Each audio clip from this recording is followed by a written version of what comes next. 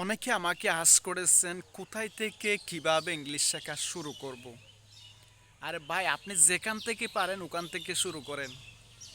English এমন একটা language, ইংরেজি এমন একটা ভাষা, আপনি হুট করে চাইলে শিখতে পারবেন না। ওটা হচ্ছে আপনাকে আস্তে ধীরে শিখতে হবে, রিল্যাক্সলি শিখতে হবে। আমরাও যে এখানে আসছি হুট করে আসি নাই, আমরা অনেক পরিশ্রম করে এখানে আসছি। আপনি যখন শিখতে যাবেন তখন কিন্তু আপনার খাল ছেড়ে দিতে মন চাইবে।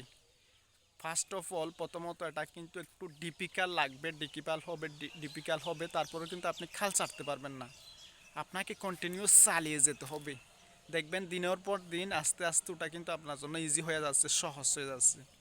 তা আপনি যদি ইংলিশ শিখতে চান তবে আপনাকে চর্চা করতে হবে, বেশি বেশি মুখে বলতে হবে। মুখে মুখে বলতে বলতে সব কিছু ইজি হয়ে যাবে। শিখতে ইচ্ছে আইন, গাইতে গাইতে গাইন।